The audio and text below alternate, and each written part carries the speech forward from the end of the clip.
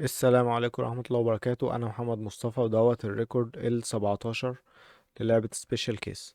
في الريكورد ده أنا كنت ضفت الميلي أتاك. الميلي أتاك إن الكاركتر يقدر يضرب كرسي قدامه، يضرب عمود نور، يضرب كاركتر تاني، يضرب عربية، وأي حاجة بتتضرب بيحصل لها دامج. أو لو هي بتفرقع فهتلاقيها فرقعت، لو هو كاركتر فهتلاقيه مات، وهكذا. حاجة تانية برضو ضفتها غير الميلي أتاكس، انك لو بصيت فوق على الشمال في الشاشة هتلاقي دلوقتي بقى فيه ماب. الماب الاولانية اللي كانت موجودة من كذا فيديو، يعني من 5 شهور مثلا او من 7 شهور، كانت عبارة عن كاميرا فوق بتسجل الخريطة كلها، بتسجل مكان البلاير وبتخرج ريندر تكستشر. ريندر تكستشر دي بتتحط على ماتيريال بتظهر في اليو اي. طبعا الكلام دوت كان بيستهلك كتير قوي من كارت الشاشة، مكنتش اعرف الموضوع دوت، فكانت تقيلة. فعملت سيستم جديد للكاميرا، يعني اخف بكتير.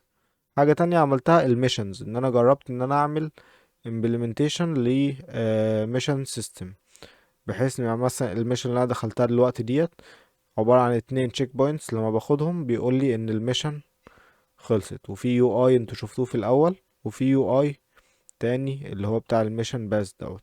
وفي ميشن تانية عملتها برضو هي عبارة عن سباق سباحة.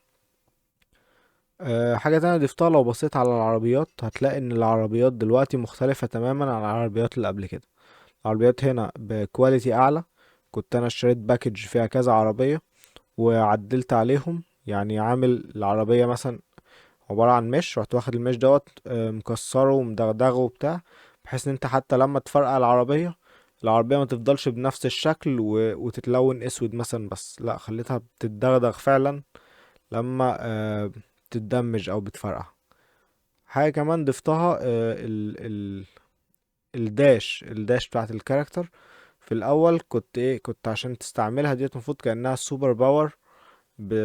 بت... بتخلص الاستامينا بتاعتك عليها، لكن دلوقتي انت بس تكون مشيت على الارض تنط وتقوم دايس نفس الزرار بتاع النط تاني، فتلاقيك عملت داش لقدام.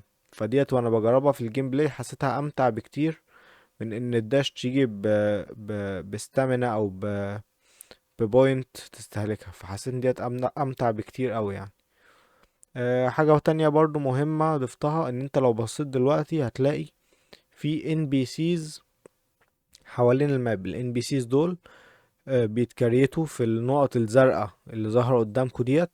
طبعا مش لازم كل النقط، شوية هيعملوا استنشيت ل NPCs وشوية مش هيعملوا. ال NPCs دول بيمشوا في باسس حوالين الماب، بحيث ان هو يحسسك ان في حياة في الماب. الماب مش فاضية، وفي نفس الوقت برضو الماب مش زحمة، فانت شايف الاتنين، الماب فيها ناس وفي نفس الوقت مش كتير قوي. والناس بتمشي طبعا بناء على الناف مش، لان السيستم اللي كان موجود في الاول كان بيمشيهم على سبلاين. حاجة تانية كنت ضفتها بس مش عارف هما لسه موجودين ولا خلاص عدوا في الفيديو. كنت عامل نوعين من ال AI. نوع زي فولور كده، يعني انت مثلا مشيت رحت من نقطة لنقطة تانية، فالفولور ده بيمشي معاك، زي لما بتيجي تلعب لعبة ويبقى معاك واحد صاحبك مثلا، فهو المفروض يعمل لك فولو. في نوع تاني بقى اللي هو الانمي دوت، اللي هو اللي ميت على الارض ده المفروض ان هو بيعمل عليك ايم بالسلاح اللي معاه. حلو. ولما بيقرب منك بيضربك شوية بوليتس كده بتبقى خارجة من السلاح، بيضربك بيها. حاجة كمان ضفتها ان انا ابتديت احط، لو واخدين بالكم من حاجة هتلاقوا فيه زي كشافات او لمض ليد يعني حوالين الماب، موجودين في كذا حتة. لمض الليد ديت انا اللي عامل لها موديلنج، وانا اللي عامل الشيدر بتاع اللايتنج بتاعها، بحيث ان كلهم اصلا واخدين نفس الماتيريال بنفس التكستشر. انا بس مغير شوية حاجات في اليو في مثلا وخلاص. فانا حتى الشيدر نفسه هو عبارة عن سيستم واحد او تمبلت واحد هما اللي شغالين عليه. والليد لايتس دي بقى كلها بتفرقع، يعني مش مجرد مثلا ستايل موجود في الماب بيخليها منورة ازرق وبامبا في حتت معينة، لا، كلهم بيفرقعوا عادي. وبرضه محطوط لهم الافكت بتاع اللي هي الشرارة ديت برضو حاجة من الحاجات اللي انا ضفتها في الريكورد دوت. حاجة كمان ان انا كنت حاطط كذا HDRI في الماب ديت.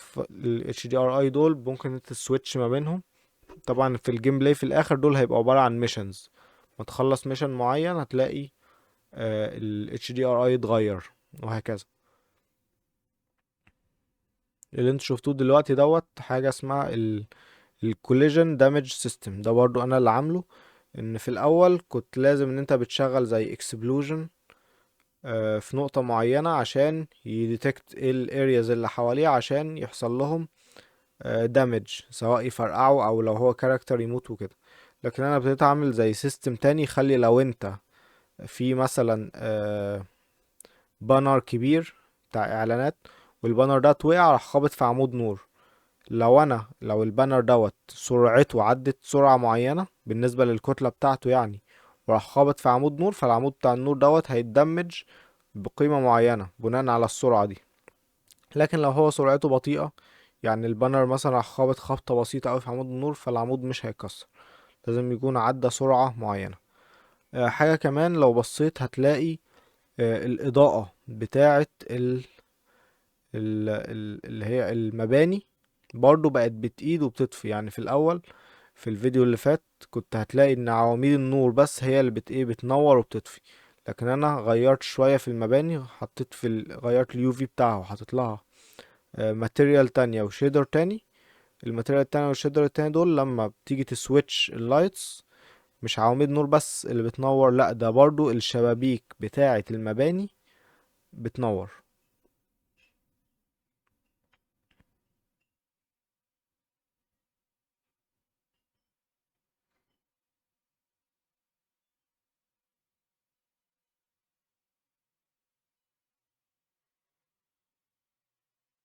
دول ال HDRIs اللي انا حطيتهم في اللعبة. برضو كل واحدة ليها قيمة معينة من ناحية الفوج حوالين الماب، فتلاقيهم مختلفين عن بعض في الفوق، شوية تحسهم مغيمين وشوية تحسهم عادي. وبس، ده الريكورد بتاع النهاردة، يا رب يكون عجبكم. سلام.